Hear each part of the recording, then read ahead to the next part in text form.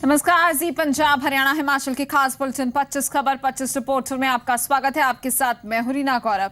25 खबर 25 रिपोर्टर के सफर में हम आपको बिना ब्रेक के पंजाब हरियाणा हिमाचल जम्मू कश्मीर की सभी बड़ी खबरों के साथ साथ देश की अहम खबरें भी दिखाएंगे। इसके अलावा अच्छी खबर, काम की बात और मौसम का हाल भी होगा। तो आप देखते रहिए देश का सबसे बड़ा न्यूज बुलेटिन 25 खबर 25 रिपोर्टर। शुरुआत करते हैं। जस्टिस जोरा सिंह ने बहबल कला गोलीकांड की जांच रिपोर्ट पंजाब सरकार को सौंप दी है। जोरा सिंह ने पंजाब के मुख्य सचिव को ऑफिस में जाकर बहबल कला गोलीकांड की रिपोर्ट सौंपी। आखिर कई महीनों तो बाद जस्टिस जोरा सिंह ने बहबल गोलीकांड और बरगाड़ी कांड के मसले दे विच पंजाब सरकार नूं रिपोर्ट सौंप दी है। पंजाब च लगातार गुरु ग्रंथ साहब जी दी हो रही बेअदबी के मसले विच पंजाब सरकार ने लोगों का खास करके सिख भाईचारे के रोह नूं देखदे होए एक मैंबरी कमीशन बनाउण दा फैसला कीता सी, जिस दे तहत अज रिपोर्ट देने का दिन मुकर होया सी। सवेर तो लैके ये क्यास रहियां सन कि जस्टिस जोरा सिंह किसी वेले भी सरकार नूं रिपोर्ट सौंप सकते, लेकिन किसी दबाव हेठ सरकारी सूत्र दस रहे ने किसी दबाव हेठ देर शाम नूं जस्टिस जोरा सिंह मुख सकत्तर के दफ्तर विच आउंदे ने, उत्थे रिपोर्ट सौंप दिंदे ने।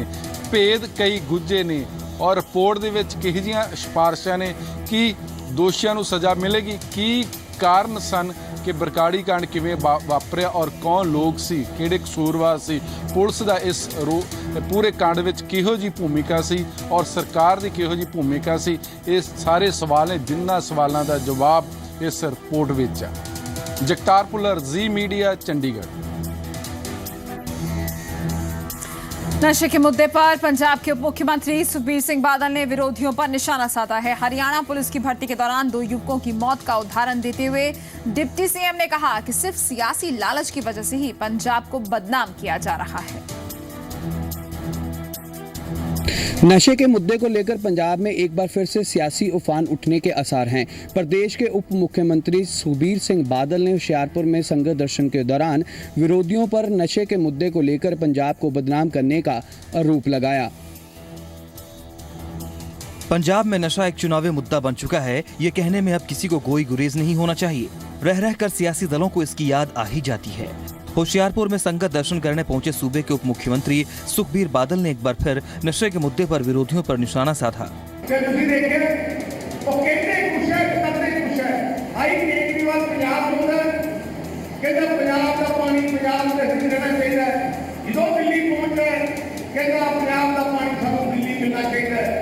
सुखबीर बादल ने इस दौरान 70 पंचायतों की समस्याओं को सुनने के बाद मौके पर ही उनका समाधान भी किया। उप मुख्यमंत्री ने टांडा को 30 करोड़ के विकास कार्य के प्रोजेक्ट देने का भी ऐलान किया। प्रदेश में विकास कार्यों का जिक्र करते हुए उन्होंने कांग्रेस पर भी निशाना साधा।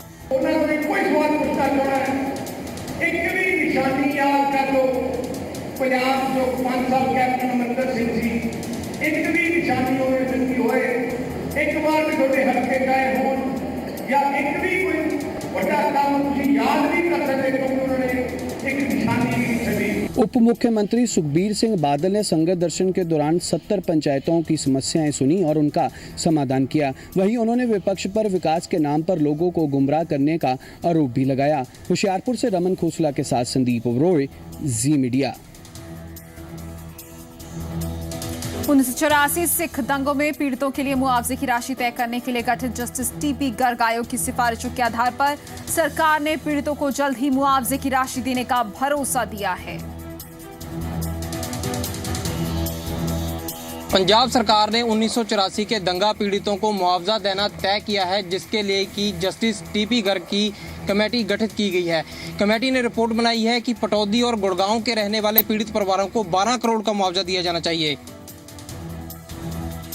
1984 में देश के कई हिस्सों में हुए सिख कत्लेआम के जख्म अभी भी हरे हैं। देश की राजधानी दिल्ली से शुरू हुई आग कई राज्यों में भड़की। हरियाणा ने भी इस दर्द को सहा। पीड़ितों की मदद के लिए 2011 में हरियाणा सरकार ने retired justice TP Garg commission का गठन किया था और रिपोर्ट के आदेश के बाद गुरुग्राम और पटौदी को भी इसमें शामिल किया गया।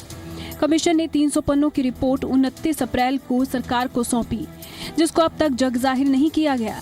लेकिन रिपोर्ट में पीड़ित परिवारों को 12 करोड़ 7 लाख रुपए देने की सिफारिश की गई है। पटौदी और गुड़गांव के बारे में 1984 के जो सिख दंगे हैं उनकी रिपोर्ट राज्य सरकार को प्राप्त हो गई है और उस रिपोर्ट के आधार पे उन्होंने रिकमेंड किया है कॉम्पनसेशन, जिसमें 12 करोड़ 7 लाख रुपए का कुल कॉम्पनसेशन उन्होंने इसमें रिकमेंड किया है और उसके ऊपर सरकार के आदेश हो गए हैं और वित्त विभाग उसके ऊपर अब अपनी कार्रवाई कर रहा है।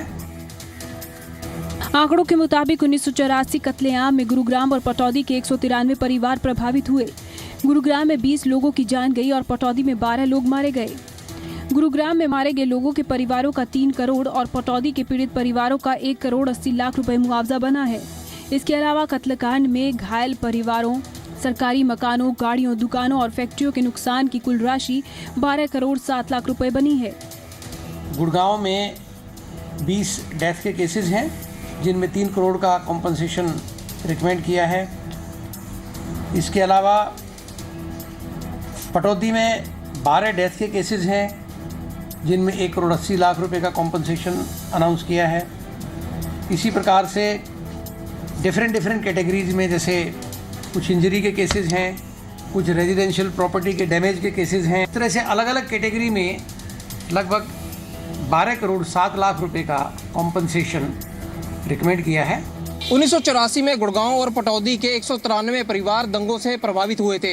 हरियाणा के अतिरिक्त मुख्य सचिव रामनिवास के मुताबिक रिपोर्ट को वित्त विभाग को भेज दिया गया है और जल्द ही मुआवजा राशि का भुगतान किया जाएगा। चंडीगढ़ से ललित शर्मा के साथ सुमित जोशी, जी मीडिया। शिरोमणि अकाली दल की तरफ से माता गंगा जी की याद में जीरकपुर में महिला सम्मेलन करवाया गया, जिसमें केंद्रीय मंत्री हरसिमरत कौर बादल और शिरोमणि अकाली दल महिला विंग की अध्यक्ष बीवी जागीर कौर ने शिरकत की। हरसिमरत कौर ने सम्मेलन में महिलाओं की सियासत में भूमिका के बारे में चर्चा की। केंद्रीय मंत्री हरसिमरत कौर बादल ने दावा किया है कि विधानसभा चुनाव के मद्देनजर सूबे की तमाम महिलाएं अकाली दल के ही साथ हैं। केंद्रीय मंत्री हरसिमरत कौर बादल का दावा है कि पंजाब की महिलाएं शिरोमणि अकाली दल के साथ हैं। केंद्रीय मंत्री ने ये बातें चंडीगढ़ में गंगा माता की याद में आयोजित महिला सम्मेलन में कही।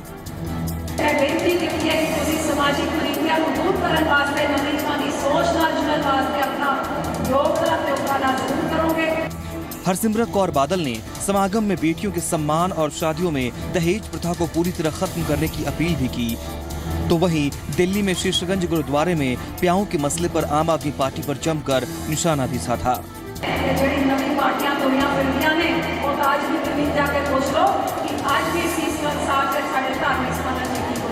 हरसिमरत कौर बादल ने जहां एक तरफ अकाली बीजेपी सरकार गठन का दावा किया है, वहीं आम आदमी पार्टी और कांग्रेस को भी निशाने पर लिया। यह शर्मा, जी मीडिया, चंडीगढ़। सीपीएस के मुद्दे पर विवादों में घिरी आम आदमी पार्टी ने दिल्ली में मुख्य चुनाव आयोग से मुलाकात की और पंजाब, हरियाणा और हिमाचल में की गई सीपीएस की नियुक्तियों को रद्द करने की मांग की है। दिल्ली में ऑफिस ऑफ प्रॉफिट मामले का सामना कर रही आम आदमी पार्टी इस विवाद में पंजाब के मुख्य संसदीय सचिवों को घसीटने की कोशिश में है। दिल्ली में ऑफिस ऑफ प्रॉफिट के मुद्दे पर घिरी आम आदमी पार्टी दूसरे राज्यों में भी सीपीएस की नियुक्ति को लेकर सवाल उठा रही है। आम आदमी पार्टी ने पंजाब, हरियाणा और हिमाचल में लगाए गए संसदीय सचिवों की नियुक्ति को लेकर चुनाव आयोग के पास शिकायत की है और पंजाब के चुनाव आयोग को मिलकर पंजाब में लगाए गए 24 सीपीएस की नियुक्ति को रद्द किए जाने की मांग की है। वहीं आम आदमी पार्टी के पंजाब प्रभारी संजय सिंह के अनुसार देश में अलग अलग राज्यों के लिए कानून अलग नहीं हो सकते। मंत्री के बराबर दर्जा दिया जा रहा है तो इतनी प्रकार की सुविधाएं लेके सीधे जो लोग ऑफिस ऑफ प्रॉफिट के तहत आते हैं, जिनके ऊपर राज्य सरकार करोड़ों रुपए पानी की तरह बहा रही है, जिसकी आरटीआई भी आ चुकी है, उनकी सदस्यता आप कैंसिल कीजिए। ऐसा अनुरोध हम लोगों ने इलेक्शन भारत के निर्वाचन आयोग में किया। वहीं बीजेपी के प्रदेश अध्यक्ष ने सीपीएस के मुद्दे को लेकर आम आदमी पार्टी को निशाने पर लिया है। सांपला ने कहा कि पंजाब में नियुक्ति प्रक्रिया के अनुसार ही हुई है और दिल्ली में आम आदमी पार्टी ने नियुक्ति गैर जिम्मेवाराना तरीके से की है। दूसरी ओर अकाली दल भी सीपीएस की नियुक्तियों में किसी तरह की बेनियमी होने का दावा कर रहा है, जबकि यहाँ पर एक वैधानिक जो प्रक्रिया होती है उसको पूरा किया करने के बाद ही सीपीएस लगाए हैं और दिल्ली में उन्होंने गैर जिम्मेवाराना तरीके से इरिस्पॉन्सिबल अपनी दिखाई है। सरदार प्रकाश सिंह बादल मुख्यमंत्री पंजाब ਜਿਹੜੇ ਹੈ ਇਹਨਾਂ ਨੇ ਕੋਈ ਵੀ ਕੰਮ ਕੀਤਾ ਇਹਨਾਂ ਨੇ ਕਾਨੂੰਨ ਦੇ ਅਧੀਨ ਕੀਤਾ ਸੰਵਿਧਾਨ ਦੇ ਅਨੁਸਾਰ ਕੀਤਾ ਇਹਨਾਂ ਦਾ ਕਿਸੇ ਕਿਸਮ ਦਾ ਕੋਈ ਸੰਵਿਧਾਨਕ ਕਦੀ ਗਲਤੀ ਕੀਤੀ ਨਹੀਂ ਜੇ ਸੰਵਿਧਾਨਕ ਤੌਰ ਦੇ ਉੱਤੇ ਜੋ ਸਹੀ ਹੈ वो किया गया जो मर्जी कोई चैलेंज करी जाए साड़ी सेहत पे कोई असर। पंजाब बीजेपी अध्यक्ष विजय सांपला का दावा है कि आम आदमी पार्टी अपनी गलतियों को छुपाने की कोशिश कर रही है। वीडियो जर्नलिस्ट तेज सिंह के साथ पंकज कपाही, जी मीडिया, दिल्ली। पंजाब स्कूल शिक्षा बोर्ड सवालों के घेरे में है क्योंकि इस बार के नतीजों में ग्रेस मार्क्स की झड़ी लगाने का आरोप बोर्ड पर लगा तो सफाई के लिए बोर्ड की चेयरपर्सन सामने आई। कहा सब कुछ नियमों के मुताबिक ही हुआ। पंजाब स्कूल शिक्षा बोर्ड पर इस बार अच्छे नतीजों की खातिर ग्रेस मार्क्स की झड़ी लगाने का आरोप लग रहा है। ग्रेस मार्क्स देके चाहे पंजाब स्कूल शिक्षा बोर्ड ने कई विद्यार्थियों को खुश कर दिया है, पर बोर्ड के लिए मुश्किलें खड़ी हो गई हैं। बोर्ड पर आरोप लग रहे हैं कि 10वीं और 12वीं के परिणामों को अच्छा बनाने के लिए 25 से ज्यादा ग्रेस मार्क्स दिए गए, जो रेगुलेशन से कहीं ज्यादा हैं। आरोपों के मुताबिक इन ग्रेस मार्क्स की वजह से पास विद्यार्थियों की गिनती में तकरीबन 1 लाख तक इजाफा हुआ है, जबकि शिक्षा बोर्ड की चेयरपर्सन ने इन सारे आरोपों को नकार दिया है और दावा किया है कि रेगुलेशन के मुताबिक 10 तक ही ग्रेस मार्क्स दिए गए हैं। निराधार बात है, बच्चों को जो ग्रेस दी गई है वो बिल्कुल रेगुलेशन के तहत दी गई है और वो जितने मार्क्स की ग्रेस बोल रहे हैं वो बिल्कुल ही गलत है। पास फार्मूला का मार्क को भी वो इसमें ऐड कर रहे हैं, जो कि स्टेट के बच्चों के ऊपर बहुत बड़ा ऐसे ही इल्ज़ाम है और बोर्ड पे ऐसा इल्ज़ाम है। दरअसल बोर्ड पर ये सवाल तब खड़े हुए जब मॉडरेशन के बाद 10वीं पास करने वाले विद्यार्थियों की गिनती में 20% और 12वीं पास करने वाले विद्यार्थियों की गिनती में 8% की वृद्धि हुई। अब आपको आंकड़ों के जरिए बताते हैं कि 10वीं कक्षा के लिए कुल 3,40,434 विद्यार्थियों ने पेपर दिए थे, जिनमें से 53.76% के हिसाब से 1,83,027 विद्यार्थी पास हुए, जबकि मॉडरेशन के बाद 2,45,509 विद्यार्थी पास हुए और पास प्रतिशत का आंकड़ा 72.12% तक पहुंच गया, यानी 62,482 विद्यार्थी पास हुए और नतीजे में तकरीबन 20% का सुधार हुआ। ग्रेस मार्क्स की वजह से रीअपीयर करने वाले तकरीबन 13,000 विद्यार्थियों को फायदा हुआ है। वहीं पंजाब स्कूल शिक्षा बोर्ड की चेयरपर्सन का दावा है कि सब कुछ नियमों के दायरे में ही रहकर किया गया है। नितिका महेश्वरी, जी मीडिया, मोहाली। पंजाब कांग्रेस के नेता अश्विनी सेखड़ी आज दिल्ली में पार्टी की राष्ट्रीय अध्यक्ष सोनिया गांधी से मिले और पंजाब विधानसभा चुनाव की रणनीति पर चर्चा की।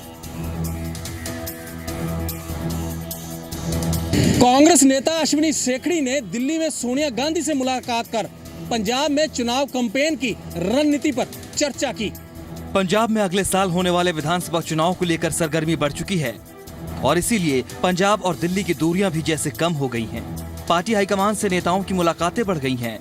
इसी सिलसिले में पंजाब कांग्रेस नेता अश्विनी सेखड़ी ने भी कांग्रेस अध्यक्ष सोनिया गांधी से मुलाकात कर पंजाब में चुनाव कैंपेन की स्ट्रेटजी पर चर्चा की। हाईकमान की तरफ से सभी नेताओं और कार्यकर्ताओं को पंजाब कांग्रेस अध्यक्ष कैप्टन अमरिंदर सिंह के साथ मिलकर काम करने का निर्देश जारी किया गया है। वहीं पंजाब कांग्रेस की नई इंचार्ज बनी आशा कुमारी के साथ भी 5 जुलाई को एक बैठक की जाएगी।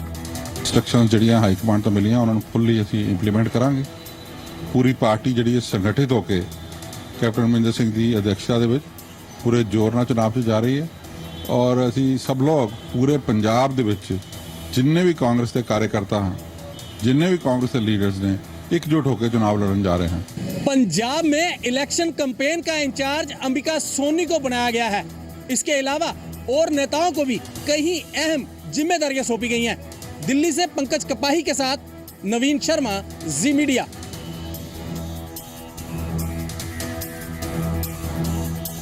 पंजाब में मिशन 2017 में लगी कांग्रेस अब मिशन मैनिफेस्टो में जुट गई है। जालंधर में पार्टी की मैनिफेस्टो कमेटी की चेयरपर्सन भट्टल और कन्वीनर मनप्रीत बादल ने व्यापारियों से बातचीत की, उनके सुझाव दिए। मनप्रीत बादल के कांग्रेस में आने के बाद मनप्रीत बादल और जगबीर बराड़ के रिश्तों में सियासी मिठास घुल गई है। सियासत के खेल भी कितने अजीब होते हैं, इसका अंदाजा इन तस्वीरों से लगाया जा सकता है। सियासत कभी रिश्तों में दूरियां पैदा कर देती है तो कभी उन दूरियों को मिटा देती है।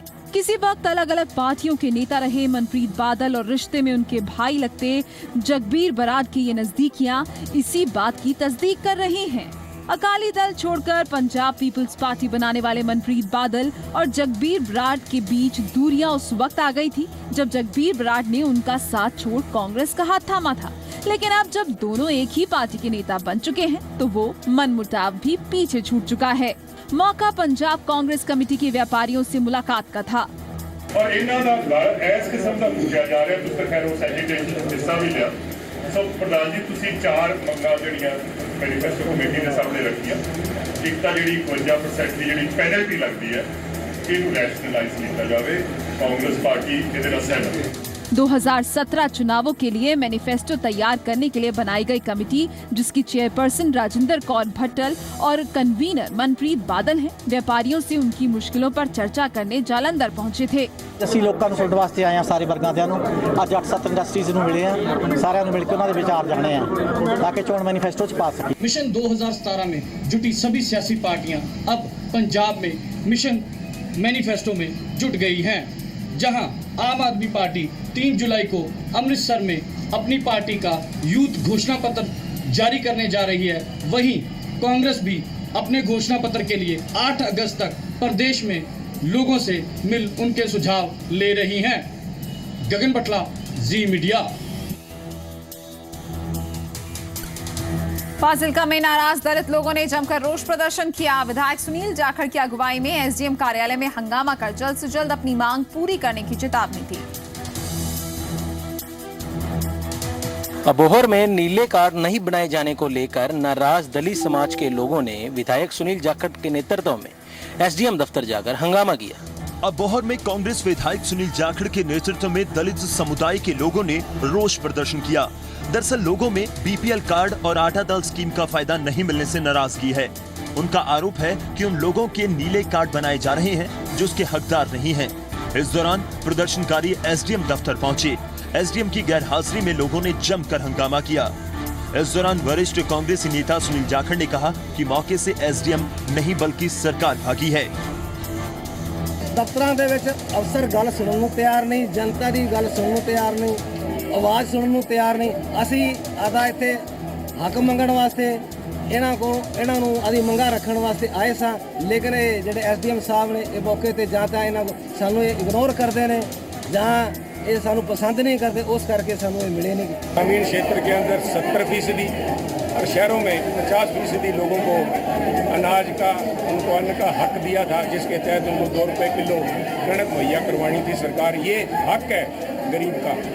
और आज यहाँ पे हमारे अबोहर इलाके की सारी हमारी माताएं बहनें और हमारे गरीब भाई आज अपना हक लेने के लिए सरकार के द्वार पे आए थे, परंतु लोगों के दुख और लोगों के गुस्से के सामने आज यहाँ पे एसडीएम साहब नहीं भागे, पंजाब सरकार भागी है। जबकि एसडीएम इस प्रदर्शन को गैर कानूनी करार दे रहे हैं। जो गल कही गई है बिल्कुल बेबुनियाद है।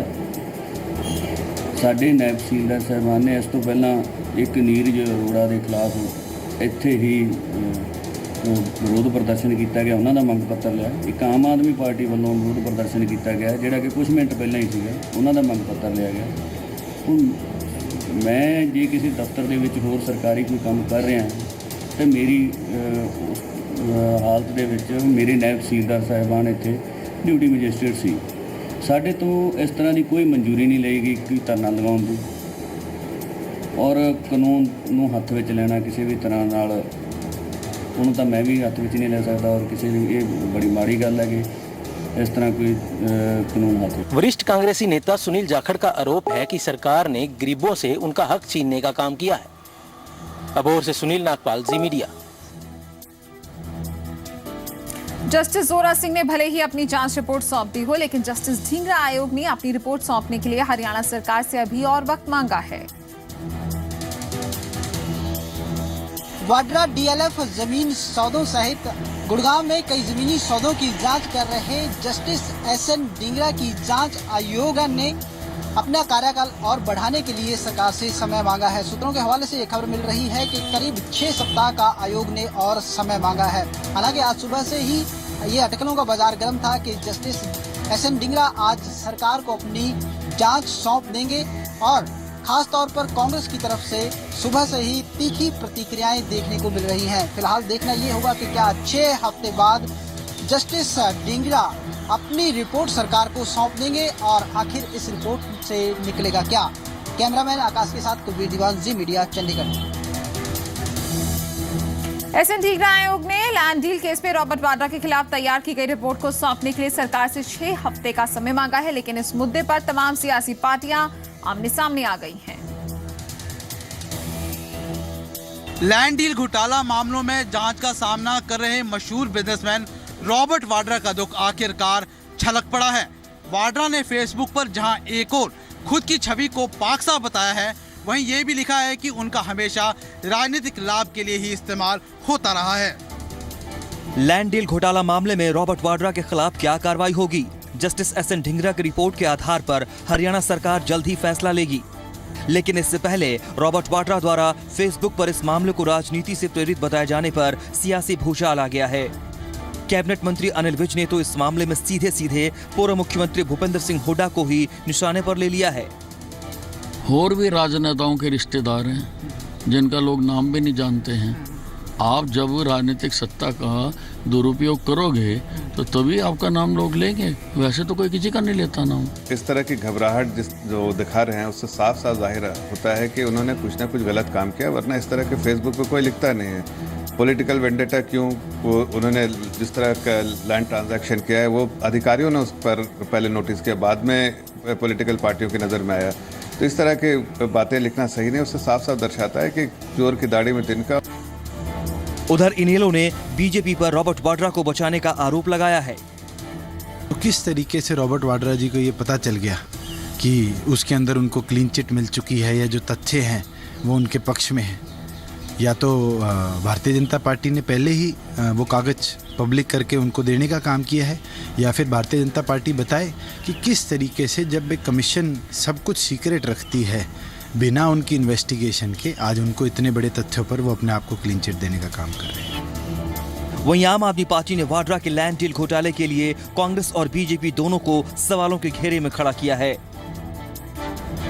देखिए, जो लोग दामाद जी का पोस्टर जारी करने वाले लोग थे, जिन लोगों ने पूरे मुल्क के अंदर चुनाव के दौरान हल्ला मचा के कि रॉबर्ट वाड्रा के सारे भ्रष्टाचार पर कार्रवाई होगी, आज उन लोगों के सामने बड़ा प्रश्न है, खास तौर से मोदी जी के सामने। उनकी 2 राज्य सरकारें हैं, हरियाणा में और राजस्थान में, कि उन्होंने वाड्रा पे अब तक कार्रवाई क्यों नहीं की। इस बीच कांग्रेस ने आयोग की जांच पर ही सवाल खड़ा कर दिया है। भारतीय जनता पार्टी राजनीतिक प्रतिशोध की आग में पूर्व मुख्यमंत्री और दूसरे कांग्रेस से जुड़े लोगों के खिलाफ ढींगरा आयोग के माध्यम से उनको प्रताड़ित करने का प्रयास कर रही है। किस प्रकार से ढींगरा आयोग शुरू से ही गलत तरीके से बनाया गया है, कानून, संविधान और सब प्रकार की प्रक्रिया की अवहेलना की गई है। रॉबर्ट वाड्रा ने अपने फेसबुक वॉल पर यह भी लिखा है कि करीब 1 दशक से सरकारें मुझ पर निराधार और आधारहीन आरोप लगा रही है, लेकिन सभी ये आरोप निराधार है। Lalit Sharma, bureau report, Chandigarh. राज्यसभा सदस्य डॉक्टर सुभाष चंद्रा ने आर.के. आनंद के सभी आरोपों को गलत बताया। डॉक्टर सुभाष चंद्रा ने कहा कि वो 2 अगस्त को राज्यसभा सदस्य के तौर पर शपथ लेंगे। राज्यसभा सदस्य डॉक्टर सुभाष चंद्रा ने आर.के. आनंद द्वारा लगाए गए सभी आरोपों को गलत बताया है। इसके साथ ही डॉक्टर चंद्रा ने आर.के. आनंद को आगाह भी किया कि यदि उनके बारे में बिना तथ्यों के कोई बात कही तो वो कार्रवाई के लिए कह सकते हैं। हाल ही में राज्यसभा के लिए चुने गए डॉक्टर सुभाष चंद्रा ने आर.के. आनंद की ओर से लगाए गए तमाम आरोपों को खारिज करते हुए उन्हें गलत बताया है। डॉक्टर चंद्रा ने कहा कि आर.के. आनंद की ओर से लगाए गए सभी आरोप बेबुनियाद हैं। साथ ही डॉक्टर चंद्रा ने आर.के. आनंद को कहा कि अगर उनके बारे में बिना तथ्यों के कोई बात कही गई तो राज्यसभा सदस्य होने के नाते वो कार्रवाई के लिए कह सकते हैं। तो उनको ये कहा कि भैया आपको आवश्यकता ही नहीं थी, ये इलीगली आपने जो किसी की कॉल रिकॉर्ड लेना ये इलीगल है, ये सेटल लॉ है। मैंने उनको कहा उस दिन कि भैया आज तक तो तुमने जो कर लिया, अब इसके बाद मत करो। नहीं तो I am a elected member parliament, I have certain privileges, I will take action. 18 जुलाई से संसद का मानसून सत्र शुरू होने जा रहा है और डॉक्टर सुभाष चंद्रा ने 2 अगस्त को शपथ लेने की बात कही है। जो नोटिफिकेशन चुनाव का आया था उसके अंदर ही लिखा हुआ था कि ये सीट हरियाणा की 1 अगस्त को खाली होगी, 2 अगस्त को मैं शपथ ले सकता हूँ। हालांकि पार्लियामेंट में जाना तो 18 को सेशन शुरू हो रहा है, 18 से अटेंड करना शुरू करूंगा। भागीदारी शायद ना ले सके और पार्टिसिपेट ना कर सके डिबेट में, उतना ही। हरियाणा के मुद्दों को राज्यसभा में उठाने के लिए डॉक्टर चंद्रा हरियाणा के सभी 90 विधायकों से बातचीत करेंगे और उनके हलकों की समस्याओं को जान प्राथमिकता के आधार पर उन्हें राज्यसभा में उठाएंगे। सभी हरियाणा के 90 विधायकों से एक बैठक करूं, लंच पर, डिनर पर, कैसे भी जो सुविधा होगी सबको।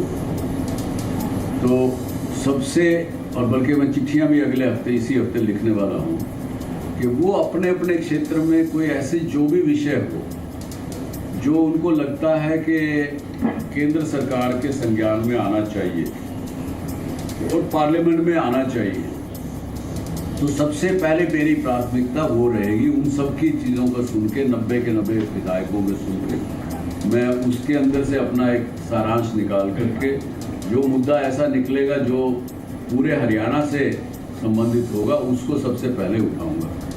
डॉक्टर सुभाष चंद्रा ने एक बार फिर हरियाणा के मुद्दों को राज्यसभा में उठाने की बात कही है। डॉक्टर चंद्रा ने कहा कि वो हरियाणा के सभी 90 विधायकों को मिलेंगे और उनके हलके के बारे में जानेंगे और फिर राज्यसभा में प्राथमिकता के आधार पर उन मुद्दों को उठाएंगे। दिल्ली से पंकज कपाही के साथ कुलवीर दीवान, जी मीडिया। दिल्ली में आज राज्यसभा सांसद डॉक्टर सुभाष चंद्रा का वैश्य समाज की ओर से सम्मान किया गया। इस मौके पर डॉक्टर चंद्रा ने कहा कि मानसून सत्र के समाप्त होने के बाद वो हरियाणा समेत पूरे देश में वैश्य समाज के लिए कार्यक्रम करेंगे। राज्यसभा सदस्य डॉक्टर सुभाष चंद्रा का आज दिल्ली में उत्तर प्रदेश और हरियाणा के वैश्य समाज के लोगों ने सम्मान किया। वैश्य समाज ने डॉक्टर सुभाष चंद्रा को राज्यसभा सदस्य चुने जाने की बधाई दी।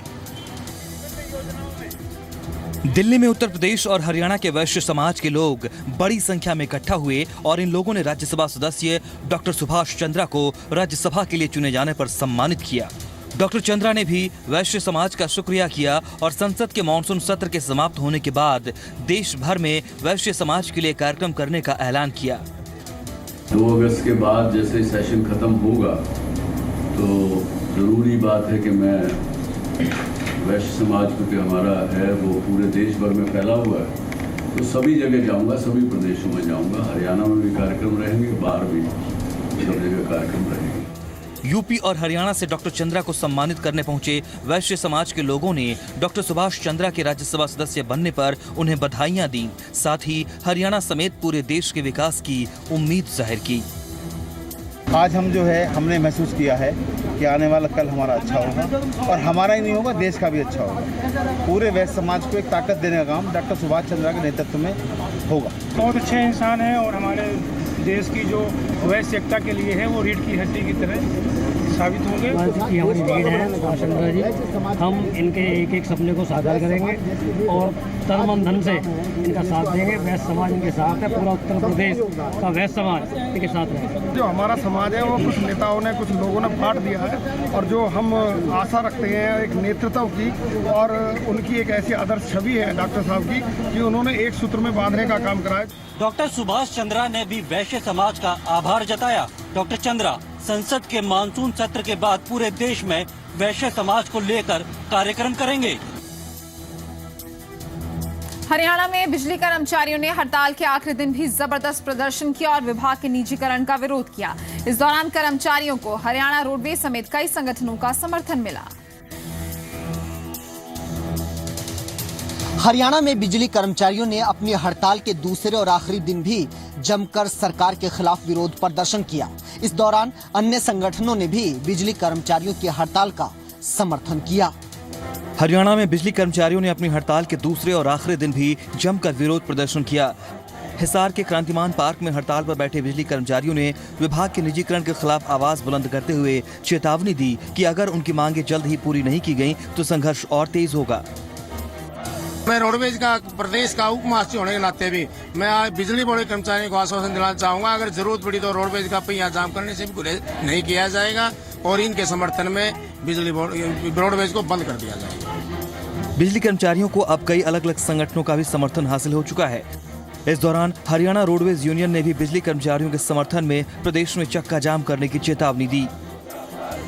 हमारा समर्थन तो इसलिए है कि ये बिजली कर्मचारियों की जो हड़ताल है ये केवल कर्मचारियों की हड़ताल नहीं है, ये निजीकरण जो किया जा रहा है 23 सब डिवीजनों को जो बेचा जा रहा है और आज जो पढ़े लिखे युवाओं की जो ठेके पे भर्ती है उनको पूरा मेहनताना नहीं मिलता इस महंगाई के दौर में, इसलिए हम इसका समर्थन करते हैं। हम प्रदेश की सरकार को चेताना चाहते हैं कि जो 23 सब डिवीजन जो विभाग का निजीकरण करने के लिए जो दी है, हम प्रदेश के मुख्यमंत्री से मांग करते हैं कि अभी भी समय है कि बिजली कर्मचारी ज्वाइंट एक्शन कमेटी को बुलाकर बातचीत करें। कल से बिजली कर्मचारी 2 दिन की हड़ताल पर है। हड़ताल 100% कामयाब है। सरकार भ्रांतिपूर्वक बयान दे रही है और जहां तक सरकार ने जो काला कानून ऐसा लागू किया है, सर्व कर्मचारी संघ हरियाणा उसी कड़े शब्दों में निंदा करता है। ये बिजली कर्मचारियों और सरकार के बीच गतिरोध खत्म होने का नाम नहीं ले रहा है। इस दौरान दूसरे संगठनों से भी बिजली कर्मचारियों को समर्थन मिलने से सरकार के लिए मुश्किल खड़ी हो गई है। हिसार से कैमरामैन राजेंद्र के साथ महेंद्र सिंह, जी मीडिया। गुड़गांव शहर के विकास को नई रफ्तार मिलने जा रही है। केंद्रीय मंत्री राव इंद्रजीत सिंह ने गुड़गांव रेलवे स्टेशन पर फुट ओवर ब्रिज के निर्माण की आधारशिला रखी। केंद्रीय रक्षा मंत्री राव इंद्रजीत सिंह ने गुड़गांव में 4.5 करोड़ रुपए की लागत से बनने वाले फुट ओवर ब्रिज की आधारशिला रखी। लंबे समय से लंबित गुड़गांव वासियों की मांग पूरी होती नजर आ रही है। शहर के रेलवे स्टेशन पर फुट ओवर ब्रिज बनाए जाने की तैयारी है, जिसकी आधारशिला केंद्रीय रक्षा राज्य मंत्री राव इंद्रजीत सिंह ने रखी। इस मौके पर रेल मंत्री सुरेश प्रभु भी वीडियो कॉन्फ्रेंसिंग के जरिए मौजूद रहे। राव इंद्रजीत ने बताया कि शहर के रेलवे स्टेशन को आधुनिक बनाए जाने के प्रयास जारी हैं।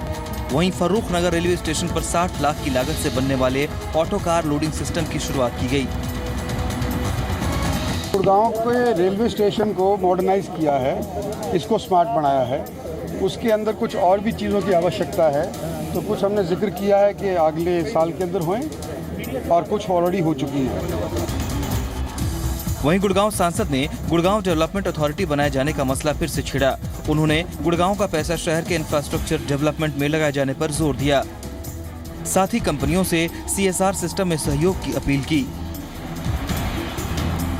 तो गुड़गांव का जैसे रेलवे स्टेशन स्मार्ट बना है, हम उम्मीद करते हैं कि आने वाले समय के अंदर गुड़गांव के अंदर इंफ्रास्ट्रक्चर की भी ज़रूरत जो है वो पूरी होएगी और गुड़गांव डेवलपमेंट अथॉरिटी के ऊपर भी विचार किया जाएगा। राव इंद्रजीत सिंह ने गुड़गांव में डेवलपमेंट अथॉरिटी बनाए जाने पर जोर दिया। गुड़गांव से आलोक उपाध्याय के साथ राकेश रोहिला, जी मीडिया। हरियाणा के 50 वर्ष पूरे होने के मौके पर सरकार लोगों को बड़ा तोहफा देने जा रही है। सरकार ने एक ऐसी योजना लागू करने का ऐलान किया है जिसके तहत BPL परिवारों को बड़ा फायदा मिल सकता है। हरियाणा सरकार ने स्वर्णिम वर्ष के मद्देनजर सूबे की जनता को स्वर्णिम सुरक्षा योजना का तोहफा देने का फैसला लिया है। हरियाणा के 50 वर्ष के मौके पर सूबे की सरकार स्वर्णिम जयंती मनाने जा रही है, जिसके तहत समाज कल्याण विभाग ने स्वर्णिम सुरक्षा योजना तैयार की है, जिससे जीवन ज्योति बीमा योजना और प्रधानमंत्री सुरक्षा बीमा योजना के तहत 18 से 70 वर्ष के सभी लोगों को कवर किया जाएगा। हरियाणा के कैबिनेट मंत्री कविता जैन ने बताया कि सरकार बिना किसी भेदभाव के इस योजना को लागू करेगी। हमारे हरियाणा के 50 वर्ष पूरे होने जा रहे हैं और इसी चीज को ध्यान में रखते हुए हमने ये फैसला लिया है कि हरियाणा प्रदेश की जनता को एक खास तोहफा दिया जाए। इसलिए हमारे जो सामाजिक कल्याण विभाग ने एक स्वर्णिम सुरक्षा योजना तैयार की है, जिसके तहत प्रधानमंत्री जीवन ज्योति बीमा योजना और प्रधानमंत्री सुरक्षा बीमा योजना के तहत हरियाणा की जनता को कवर किया जाएगा। कैबिनेट मंत्री कविता जैन ने बताया है कि सरकार की बीमा योजना से सूबे के तकरीबन 14 लाख BPL परिवारों को फायदा पहुंचने की उम्मीद है। हमारी हरियाणा की जनता को ये तोहफा दिया है कि जितने भी BPL परिवार हैं और हरियाणा के अंदर तकरीबन हमारे 14 लाख बीपीएल परिवार हैं। तो सभी बीपीएल परिवारों के मुखिया का ये 330 रुपये वाला जो बीमा है वो सरकार के द्वारा वो किया जाएगा। स्वर्णिम सुरक्षा योजना के तहत बीपीएल परिवार के मुखिया का 5 लाख का बीमा होना तय है। चंडीगढ़ से कुलबीर दीवान के साथ अमन कपूर, जी मीडिया। जी मीडिया की खबर का एक बार फिर से असर हुआ है। जी पंजाब, हरियाणा, हिमाचल पर ट्रेनों और बसों में महिलाओं की सुरक्षा को लेकर दिखाई गई खबर के बाद रेलवे प्रशासन हरकत में आया है और कार्रवाई शुरू कर दी है। फरीदाबाद में जी पंजाब, हरियाणा, हिमाचल की खबर का असर हुआ है। ट्रेनों में महिलाओं की सुरक्षा से जुड़े मसले को प्रमुखता से उठाने पर रेलवे प्रशासन जाग गया है। फरीदाबाद में लोकल ट्रेन और बसों में महिलाओं को जिन मुश्किलों से गुजरना पड़ता है, उन्हें जी पंजाब, हरियाणा, हिमाचल ने प्रमुखता से उठाया। महिलाओं के लिए आरक्षित रेल की बोगियों में पुरुषों के सफर करने का सच दिखाया।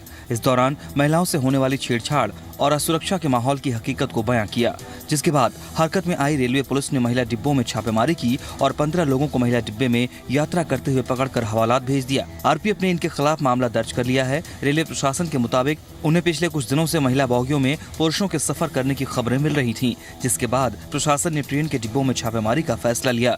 महिलाओं की सुरक्षा करना हमारा दायित्व है और उनकी सुरक्षा को मद्देनजर रखते हुए हम हफ्ते में 3 दिन, 4 दिन या 5 दिन जैसे समय मिलता है हम रेलवे एक्ट को करते रहते हैं। ये है जैसे कोई शिकायत मिलती है उस गाड़ी को हम तुरंत अटेंड करते हैं। बाकी वैसे भी हम गाड़ियों को अटेंड करते हैं, खैरियत से पास कराते हैं, लेकिन कुछ शरारती तत्व तो होगा तो चलती गाड़ी में चढ़ जाते हैं। रेलवे प्रशासन को आने वाले दिनों में भी छापेमारी की इस कार्रवाई को जारी रखना होगा ताकि लोकल ट्रेनों में सफर करने वाली महिलाएं अपने को सुरक्षित महसूस कर सफर कर सकें। फरीदाबाद से विनोद मित्तल, जी मीडिया। हिमाचल प्रदेश की सियासत में इन दिनों ज्योतिष ज्ञान पर माहौल गर्म हो गया है। इस मसले पर मुख्यमंत्री वीरभद्र सिंह और नेता प्रतिपक्ष प्रेम कुमार धूमल आमने सामने आ गए हैं। हिमाचल प्रदेश के मुख्यमंत्री वीरभद्र सिंह का कहना है कि सूबे के पूर्व सीएम प्रेम कुमार धूमल अपना हर काम ज्योतिषों को पूछकर करते हैं। कुछ दिनों की खामोशी के बाद हिमाचल के 2 सियासी धुरंधर फिर से जुबानी जंग में 2-2 हाथ करते दिखाई दे रहे हैं। इस बार शुरुआत मुख्यमंत्री ने की है। उन्होंने शिमला में एक विवादित बयान देकर सियासी माहौल गरमा दिया है। वीरभद्र सिंह ने कहा कि पूर्व सीएम धूमल ज्योतिष से पूछे बिना कोई काम नहीं करते। मुख्यमंत्री के मुताबिक धूमल षड्यंत्रकारियों से घिरे रहते हैं, इसलिए समय से पहले चुनाव कराने जैसी बेतुकी बातें करते रहते हैं। ऐसे में धूमल साहब जो है 24 घंटे षड्यंत्रकारियों और ज्योतिषियों से घिरे रहते हैं और उनके मुताबिक कपड़े पहनते हैं। कोई चीज़ में विश्वास नहीं करता। मैं अपने काम में विश्वास करता हूँ और मैं कह सकता हूँ बिल्कुल स्पष्टता के साथ कि ये सरकार जो है 5 का जो कार्यकाल है उसको पूरा करेगी। हालांकि पूर्व सीएम प्रेम कुमार धूमल का कहना है कि ज्योतिषी का साथ सौभाग्य दिलवाता है और वो मुख्यमंत्री की बातों का बुरा नहीं मानते। साथ ही आरोप लगाया कि सरकार जल्दबाजी में है और निर्धारित समय से पहले चुनाव चाहती है। ज्योतिषी विद्वान लोग होते हैं और किसी व्यक्ति के इर्द गिर्द अगर ज्योतिषी रहते हैं, विद्वान रहते हैं तो वो सौभाग्य की बात है। कुछ लोग चोरी छिपे रात के अंधेरे में ज्योतिषियों के पास जाते हैं। जहाँ तक उनका इस बात पे ज़्यादा जोर देने की बात है, वो उनकी बातों को ज़्यादा गंभीरता से नहीं लेता। वो कई बार गुस्से में आके ऐसी बातें कर देते हैं। प्रेम कुमार धूमल का कहना है कि वो मुख्यमंत्री वीरभद्र सिंह की कोई भी बात गंभीरता से लेते ही नहीं है, क्योंकि सीएम साहब गुस्से में कुछ भी कह जाते हैं और बाद में इन्हीं बातों को लेकर वो पलट भी जाते हैं। हमीरपुर से अरविंदर सिंह के साथ मोहित प्रेम शर्मा, जी मीडिया, शिमला।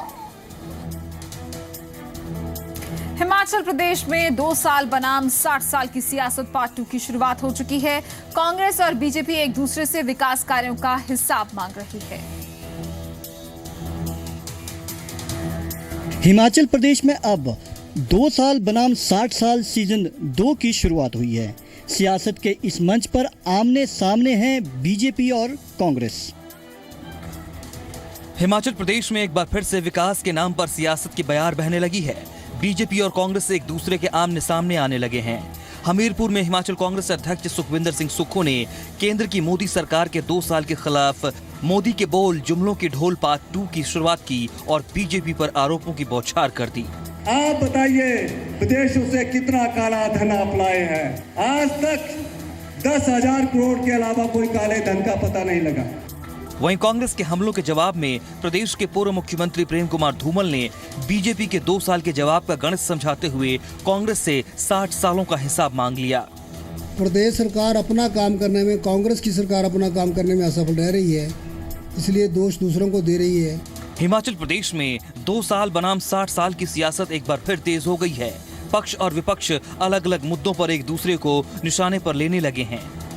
सूबे में विधानसभा चुनाव की आहट भी तेज होने लगी है। ऐसे में आने वाले समय में प्रदेश के मुद्दों की राजनीति और तेज होने के पूरे आसार हैं। केंद्र के 2 साल और कांग्रेस के 60 साल के विकास के मुद्दे पर बीजेपी और कांग्रेस के बीच शुरू हुई जुबानी जंग के जल्द खत्म होने के आसार नजर नहीं आ रहे हैं। अरविंदर सिंह, जी मीडिया, हमीरपुर। हिमाचल प्रदेश में प्रदर्शनों का सिलसिला लगातार जारी है। इस बार मिड डे मील कर्मचारियों ने सरकार के प्रति अपना रोष जाहिर किया है। हिमाचल के मिड डे मील वर्करों ने राजधानी में रोष रैली निकालकर सरकार के खिलाफ जमकर नारेबाजी की है।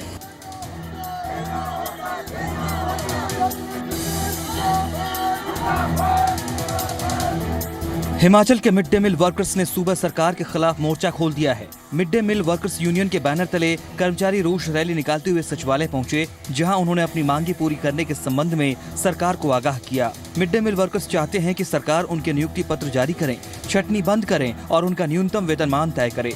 रैली में प्रदेश भर के मिड डे मील कर्मचारी शामिल हुए। हमारी मुख्य मांगे हैं जी, हम लोगों को सबसे पहले तो नियुक्ति पत्र दिया जाए, सरकारी कर्मचारी घोषित किया जाए और जो सरकार द्वारा न्यूनतम वेतन घोषित किया है उस न्यूनतम वेतन को लागू किया जाए। और तीसरी हमारी मुख्य डिमांड है कि जो ये छंटनी हो रही है, इस छंटनी पर रोक लगाई जाए। पूरे हिमाचल से, जो हमारे पूरी स्टेट से है, वर्कर यहाँ पर धरने में आए हुए हैं। अगर हमारी डिमांडों को नहीं माना गया तो इस प्रदर्शन को और उग्र किया जाएगा। मिड डे मील कर्मचारी बेहद कम वेतनमान पर काम कर रहे हैं, जिसके जरिए अपना खर्च चलाना उनके लिए मुश्किल हो रहा है। यही वजह है कि मिड डे मील वर्कर्स लंबे समय से सरकार से अपनी मांगे पूरी करने की गुहार लगा रहे हैं। बावजूद इसके सरकार के कान पर जूं तक नहीं रेंग रही। यूनियन से जुड़े वर्करों का कहना है कि यदि सरकार द्वारा उनकी मांगों को पूरा नहीं किया गया तो वह अपना आंदोलन तेज करेंगे। शिमला से ब्यूरो रिपोर्ट के साथ दिनेश कनौजिया, जी मीडिया। जम्मू कश्मीर की मुख्यमंत्री महबूबा मुफ्ती ने विधानसभा सदस्यता की शपथ ले ली है। वो अनंतनाग विधानसभा उपचुनाव में जीत दर्ज करने के बाद विधायक बनी हैं, जबकि उन्हें अनंतनाग संसदीय सीट खाली करनी होगी। अनंतनाग विधानसभा सीट से जीत दर्ज करने वाली महबूबा मुफ्ती ने विधानसभा सदस्य पद की शपथ ले ली है। महबूबा मुफ्ती ने जम्मू कश्मीर विधानसभा के सदस्य पद की शपथ ले ली है। महबूबा मुफ्ती ने हाल ही में संपन्न हुए अनंतनाग विधानसभा उपचुनाव में जीत दर्ज की थी। उन्होंने अपने नजदीकी प्रतिद्वंदी को 11,000 वोटों से हराया था। महबूबा समेत कुल 8 उम्मीदवार चुनाव मैदान में थे। अनंतनाग सीट 7 जनवरी को महबूबा के पिता और सूबे के पूर्व सीएम मुफ्ती मोहम्मद सईद के निधन के चलते खाली हुई थी, जिसके बाद अप्रैल में महबूबा मुफ्ती ने सूबे की पहली महिला मुख्यमंत्री के तौर पर शपथ ली थी। नियम के मुताबिक किसी भी मुख्यमंत्री या मंत्री बनने के बाद 6 महीने के अंदर विधानसभा या विधान परिषद की सदस्यता लेनी होती है। महबूबा मुफ्ती अनंतनाग सीट से लोकसभा चुनाव जीतकर संसद पहुंची थी। अब उन्हें अनंतनाग संसदीय सीट से इस्तीफा देना होगा। अनंतनाग विधानसभा सीट पूर्व सीएम मुफ्ती मोहम्मद सईद के निधन के बाद खाली हुई थी। कैमरा पर्सन इरफान मंजूर के साथ खालिद हुसैन, जी मीडिया, श्रीनगर। वहीं जम्मू कश्मीर की मुख्यमंत्री महबूबा मुफ्ती पंपोर आतंकी हमले को इस्लाम से जोड़कर विवादों में घिर गई हैं। जम्मू कश्मीर की मुख्यमंत्री महबूबा मुफ्ती एक बार फिर मजहब के नाम पर दिए हुए बयानों पर विवादों में घिरी। जम्मू कश्मीर की मुख्यमंत्री महबूबा मुफ्ती पिछले कुछ दिनों से अपने विवादित बयानों को लेकर सुर्खियों में रही हैं। अभी पुराना मामला शांत भी नहीं हुआ था कि फिर उनकी जुबान फिसल गई है। विधानसभा में सीएम मुफ्ती ने एक बार फिर मजहब के नाम पर ही बयान दे दिया। जो ताकतें इस वक्त मेरे उस इस्लाम को बदनाम करती हैं, चाकू उठा के अल्लाहू अकबर पढ़ते हैं, Allahu Akbar, God is great, वो कह के गला काटेंगे, तो मैं क्या कहूंगी, वो इस्लाम है? नहीं, वो इस्लाम नहीं है। दरअसल मुख्यमंत्री सदन में हाल के दिनों में घाटी में बड़ी आतंकी घटनाओं का जिक्र कर रही थीं। इसी दौरान उन्होंने अपने बयान में आतंक और इस्लाम के फर्क को बताने की कोशिश की, लेकिन एक खास वर्ग की ओर इशारा कर गयीं। ये गलत है, ऐसा नहीं होना चाहिए। कम से कम हमारे जम्मू कश्मीर में इस तरह से हमारे मजहब को बदनाम नहीं किया जाना। मुख्यमंत्री मुफ्ती इससे पहले भी बयानों को लेकर के विवादों में रही है। श्रीनगर से खालिद हुसैन के साथ जसविंदर बब्बर, जी मीडिया। जम्मू कश्मीर विधानसभा में आज बीजेपी नेता गुलाम मोहम्मद चौपन की गिरफ्तारी को लेकर जमकर हंगामा हुआ।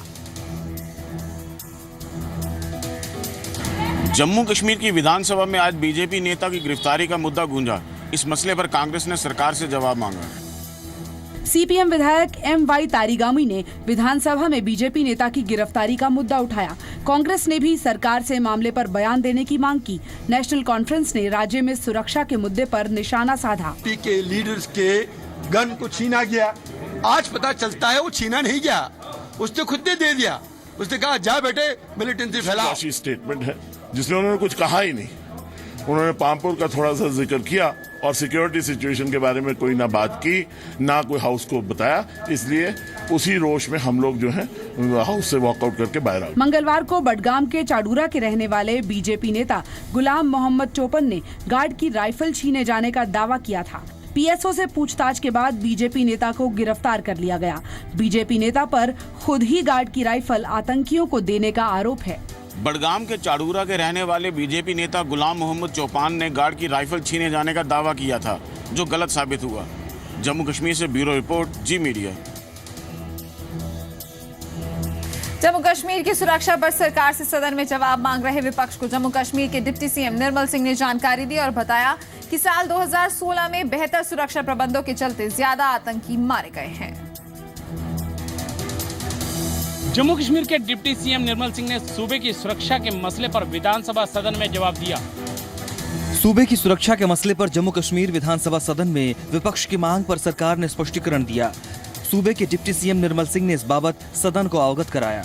उन्होंने बताया कि जून महीने में कुल 14 आतंकी वारदातें सामने आई, जिस दौरान सुरक्षा बलों ने न्यूनतम सिविल कैजुअलिटी को मद्देनजर रखते हुए आतंकियों से लोहा लिया। उन्होंने बताया कि सुरक्षा बलों के बढ़ते दबाव के चलते आतंकी भीड़ वाले इलाकों को टारगेट कर रहे हैं। During the month of June 2016, 14 militancy-related incidents had taken place. Due to active engagement of security forces, police with the terrorists, the year 2016 has registered an increase in the killing of terrorists by over 110% and arrest of militant suspects by 48% and a drop in the civil killings by 11% as compared to the corresponding period of 2015. सूबे के उप मुख्यमंत्री के मुताबिक 2016 में मारे गए आतंकियों की संख्या में इजाफा हुआ है, जबकि सिविल कैजुअलिटी में गिरावट दर्ज की गई है। इसकी वजह बेहतर सुरक्षा बंदोबस्त है। उन्होंने सूबे की सुरक्षा के मसले पर चिंता जाहिर किए जाने के विपक्ष के नेता की भी सराहना की। और चलिए अब जानते हैं आपके शहर के मौसम का हाल। पंजाब और हरियाणा सहित दिल्ली में पारा 40 डिग्री के नीचे बना हुआ है, जबकि हिसार के तापमान में कल के मुकाबले 3 डिग्री का उछाल दर्ज किया गया है।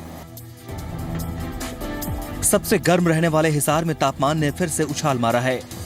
यहां आज अधिकतम तापमान 40 डिग्री सेल्सियस दर्ज किया गया, जबकि दिल्ली में 1 डिग्री की बढ़ोतरी के साथ अधिकतम 38 डिग्री सेल्सियस दर्ज किया गया। वहीं गुड़गांव में 37 डिग्री सेल्सियस तापमान दर्ज किया गया, जबकि चंडीगढ़ में पारा 36 डिग्री सेल्सियस रहा। बात पंजाब की करें, अमृतसर में 38 डिग्री सेल्सियस, बठिंडा में 37 डिग्री सेल्सियस, लुधियाना में 36 डिग्री सेल्सियस और पटियाला में 37 डिग्री सेल्सियस अधिकतम तापमान दर्ज किया गया।